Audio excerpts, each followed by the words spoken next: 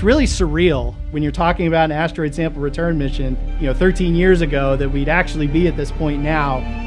I had every confidence in the team that we get there, but your mind just isn't going there, right? You're just trying to get to launch, then you're just trying to get to the asteroid, then you're just trying to get through proximity operations and collect the sample. So you're taking a day at a time getting through operations. But yeah, now that we're here, ready to release the capsule, ready to finally collect it, culmination of all this work, decades of work, and really excited to see this thing get on the ground. All we have left to do to deliver on our promise to the agency is get that sample safely back to the Earth, get it into our laboratories, and answer the fundamental questions about the formation of our solar system and why Earth is a habitable world. 3, 2, 1.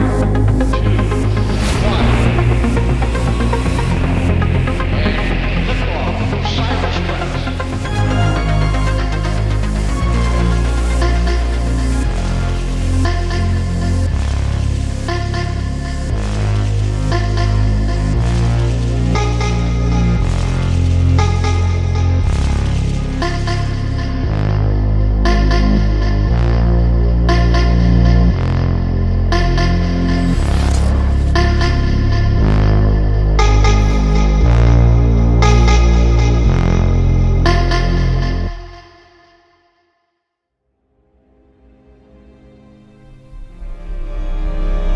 The science speaks for itself. I mean, we're bringing back hundreds of grams of pristine sample from a body that hasn't been touched and is relatively unchanged since the beginnings of the very solar system. So the benefits to science are just astronomical. But the benefits to engineering, which is really what I'm interested in, is to me just as fascinating. It's like we're really pushing ourselves, the challenges, the things that we can do with the technology that we have. It's demonstrating our ability to deliver something from space to the ground safely and accurately. That's, to me, motivation enough to do these types of missions, well beyond even the science information that will gain from it, which is just invaluable to humanity.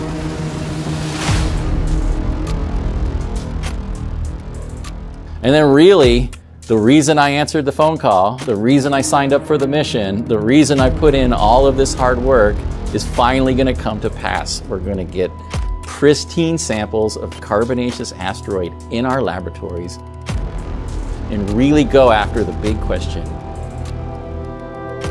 Did these objects deliver the seeds of life to the Earth?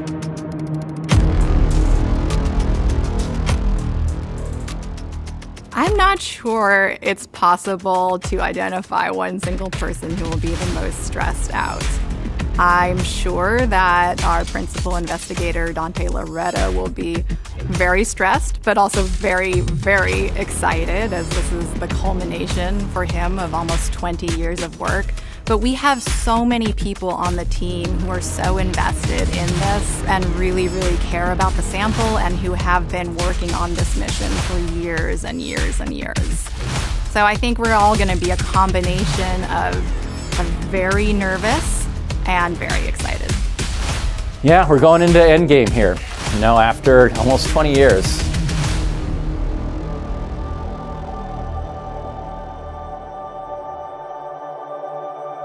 It's been a long journey. I was invited to be part of the mission in February of 2004 when I was a young assistant professor, untenured, really trying to establish a research program, get used to teaching and committee work and all the things that you're expected to do, when I got a phone call from Dr. Mike Drake, the director of the Lunar and Planetary Laboratory. I'm still very much personally guided by John Kennedy's comments when he directed the United States to send a man to the moon and return him safely to Earth by the end of the decade.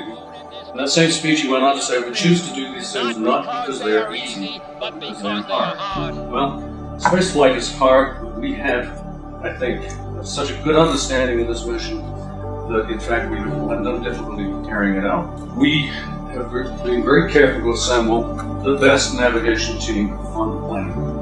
And I can make that assertion with confidence. And he invited me to be the deputy principal investigator on a proposal to NASA for an asteroid sample return mission. And, I kind of looked at the phone and I couldn't believe the words that were coming out of the earpiece, right? I was like, this is amazing. And also daunting, right? Because there's a lot of teams that are going after these kinds of missions, so it's a pretty risky venture, especially for an untenured young professor to buy in. This is an all-consuming effort, right? If you're going to win, this is what you're doing. You're writing that proposal, you're learning how a spacecraft operates, how you manage a giant NASA mission of this magnitude. But I couldn't say no. And the real reason was that my science demanded it, right? I've been studying meteorites for well over a decade with a key interest in what's called the exogenous delivery hypothesis. That is, did these carbon-rich asteroids deliver important organic compounds to the early Earth that triggered the origin of life? And as we studied meteorites in ever greater detail, we realized that we had just reached the limit because they're contaminated. And they're also biased. The atmosphere filters out the most fragile and friable material, leaving only the strongest to make it down to the surface of the Earth. So I knew if my science was going to progress, I had to sign on to an adventure like this. Plus, it was too cool to say no, right? I was like, how often do you get a phone call like that? And so, let's go. Let's get it done. And we wrote a proposal in 2004 and got rejected. And a proposal in 2005, and we made it to the next round, what's called Phase A in NASA's competition, and then got rejected. And then in 2008, the New Frontiers opportunity opened up. And I kind of knew at that moment, as soon as carbonaceous asteroid sample return was on the list, that it was ours to lose, because we had just gone through 4 years of intense design and development. And more importantly, the team had kind of crystallized. It became this well-oiled machine operating seamlessly. We were getting along, the ideas were flowing, and it just felt right. Like, okay, let's just go. And so we laid down, said, okay, we're gonna run hard and we're gonna run fast, and we're not gonna let any other team catch us. And so sure enough, in 2010, we made it to Phase A, and in May of 2011, we got that amazing phone call that we were gonna fly. The last thing we really wanted was something that was going to excite the public. This mission is exciting. It's hard to talk about Mike. You know, we lost him about 4 months after we won the contract. And he had been sick for a while up to that point, in and out of the hospital, had liver transplant surgery.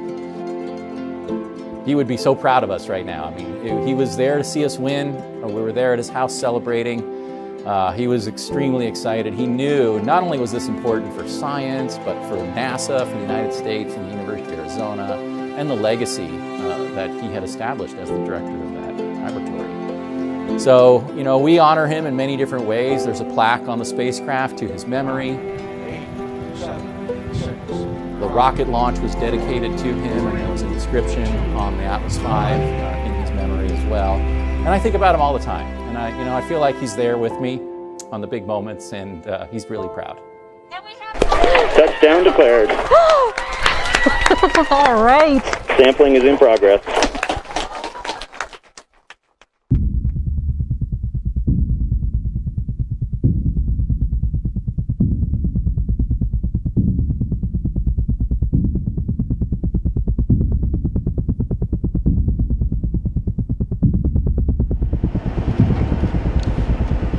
So the sample return capsule is landing at the Utah Test and Training Range west of Salt Lake City, and this is an Air Force test range. It's a wide open area, basically a dried salt flat, dried lake bed. It's free of obstacles. It has lots of DoD tracking devices around there, and it's a controlled airspace. It's a great place to bring something back from space where you need a large landing footprint. Right now, we're only 60 days away from the sample landing. We're working on all of the final logistical details of getting all our people out to the site to do the recovery. We just completed a training last week. We're going to do another rehearsal in August, which will be our final rehearsal. A lot of moving parts right now.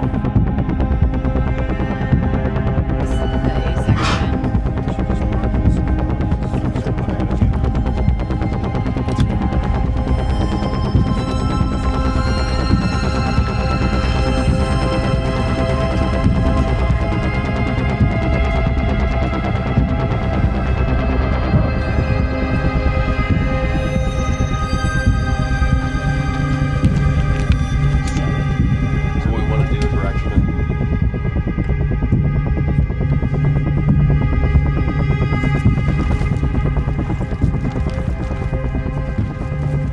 When I found out I was going to be the ground recovery lead, I was very excited.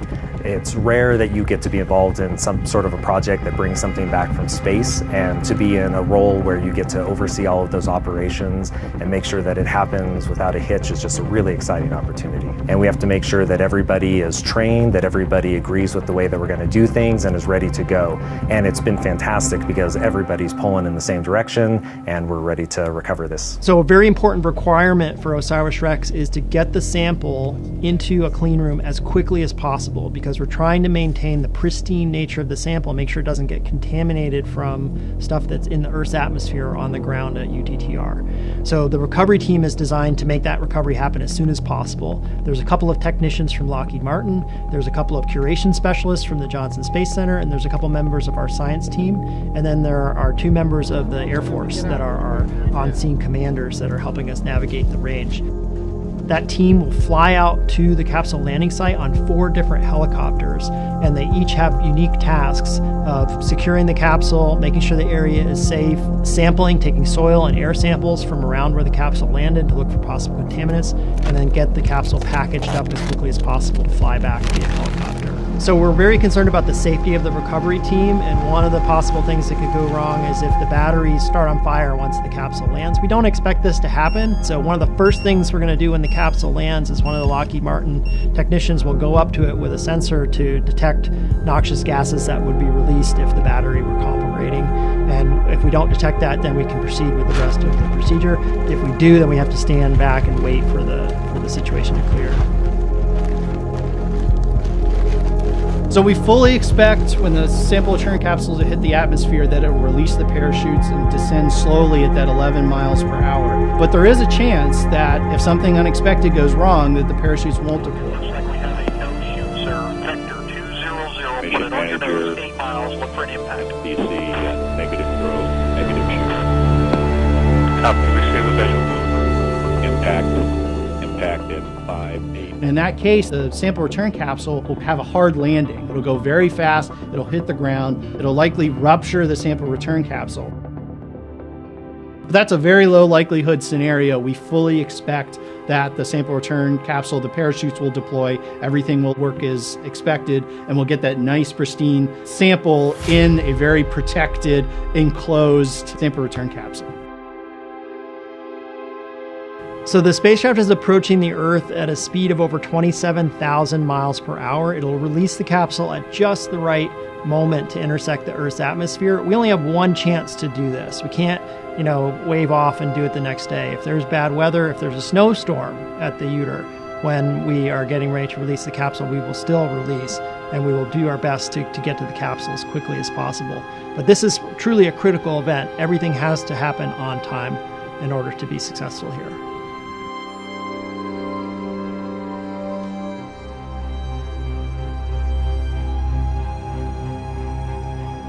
The team prepared for virtually every weather condition that we could think of. A number of our rehearsals we did in the rain.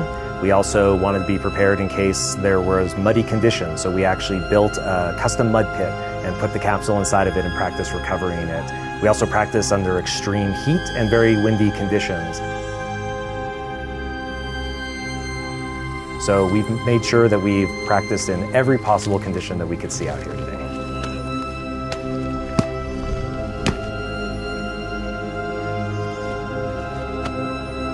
Not an optimal scenario, but I think we can operate in it.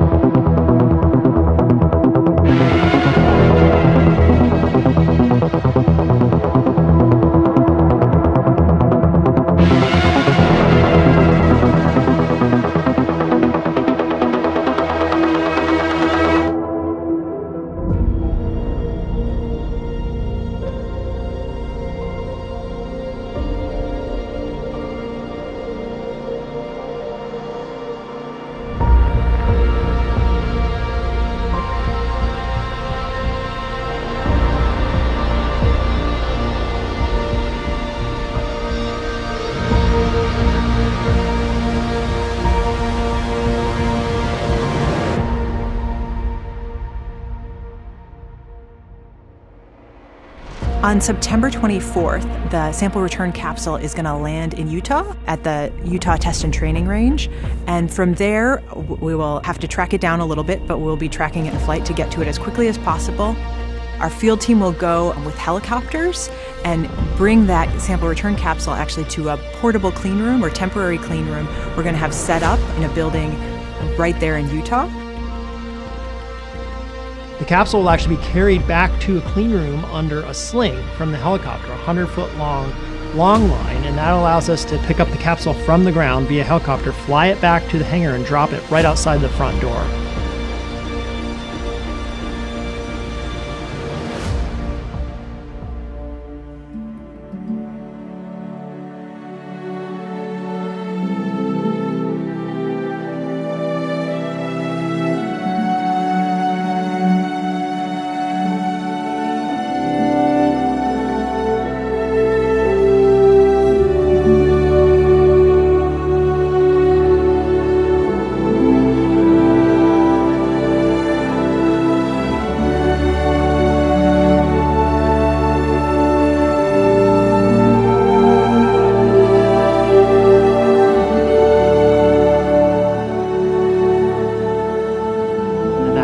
Allows us to get the capsule into the clean room just as quickly as possible, and ideally within 1 to 2 hours after landing.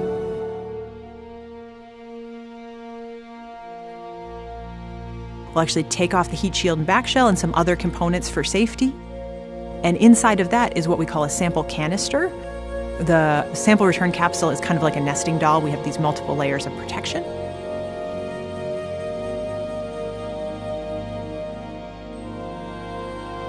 And then that sample canister will have a nitrogen flow put on it, what we call a nitrogen purge. And with that nitrogen purge to protect the sample, to keep any incursion of terrestrial atmosphere coming into that canister, it will be flown from Utah here to Houston, Texas. After which point we'll bring it into our building and get it into a glove box and open that canister up to see the tag SAM. And that'll be the first time we're seeing the tag SAM since it was stowed at Bennu.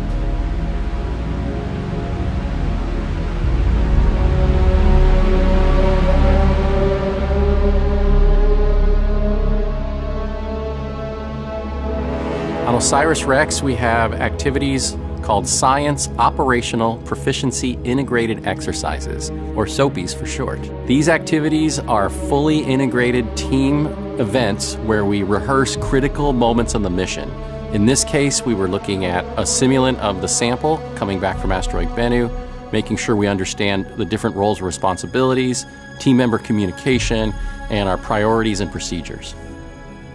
You can feel the stakes are rising as that sample gets closer and closer to the Earth. I was surprised by the pressure that the team was feeling. As the handlers were dealing with the simulant material, it was clear they understood the stakes, and my presence in the room was probably elevating the temperature, and they were a little bit concerned about that. So I was surprised that I need to do a better job as the leader, kind of damping down, lowering the temperature, making everybody understand how much we respect them, how well integrated this team is, and how valuable they are, so that they can do their job calmly and precisely, taking care to handle that sample really well. And everybody understands the science priorities and the process about how we're going to select individual stones and accumulations of fine particles to get out to the dozens of labs all around the world.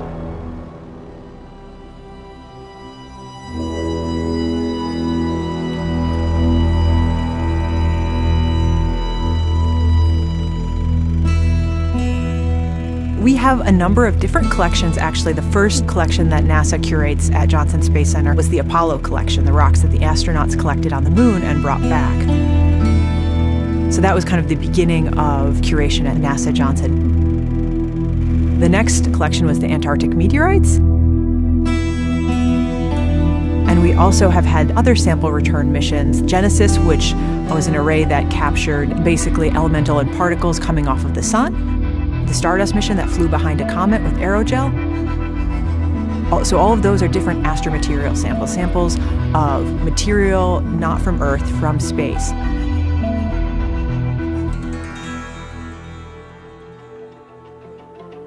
I think actually the most difficult thing working in the glove box is basically you put your hands in, but you're only really usually up to at most here, so you lose all shoulder motion. And you'd be really surprised how much you do with your shoulders when you're using your arm. So you really can only work pretty immediately in front of you and a little to the side. You have such a lower range of motion than you normally do. So your colleague right next to you, you'll pass something to them that you maybe normally, when you're sitting at a conference room, you'd be able to reach yourself. But in the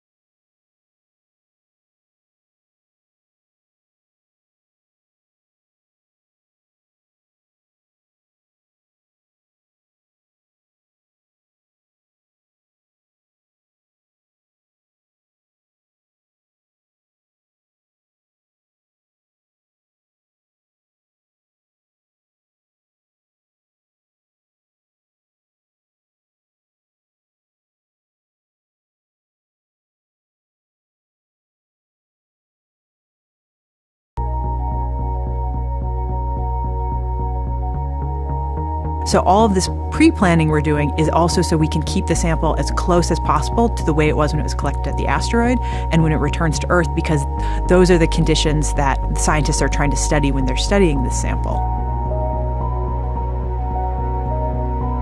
So we're really lots and lots of careful control of any materials that might come in contact with the sample, both in construction of the lab, the glove boxes, what goes into the glove boxes, what immediately touches the sample, as well as our role in recovery in Utah. It's a lot of planning on the front side that we're really getting close to the finish line on. Also, afterwards, we continue to really, really be careful and super protective of that sample to preserve it for decades to come, so it can continue to be studied as new instrumentation and scientific methods are developed.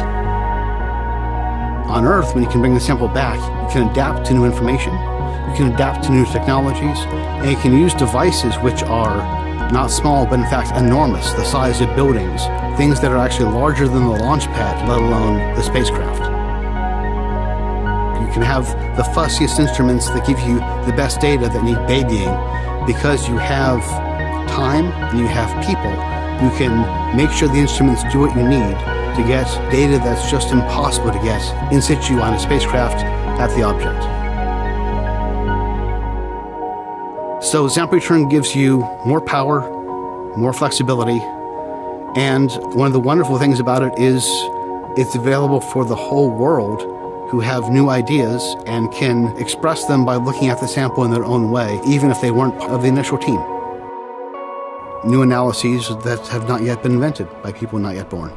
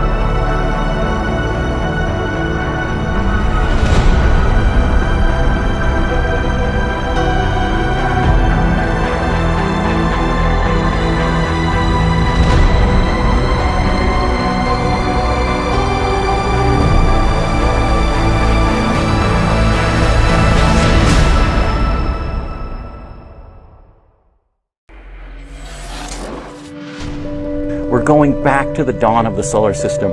We're looking for clues as to why Earth is a habitable world, this rare jewel in outer space that has oceans, it has a protective atmosphere. We think all of those materials were brought by these carbon-rich asteroids very early in our planetary system formation. And of course, the biggest question, the one that drives my scientific investigations, is the origin of life. What is life? How did it originate? And why was the Earth the place that it occurred? We believe that we're bringing back that kind of material. Literally maybe representatives of the seeds of life these asteroids delivered at the beginning of our planet that led to this amazing biosphere, biological evolution, and to us being here today to look back on that amazing history, to think about where did we come from?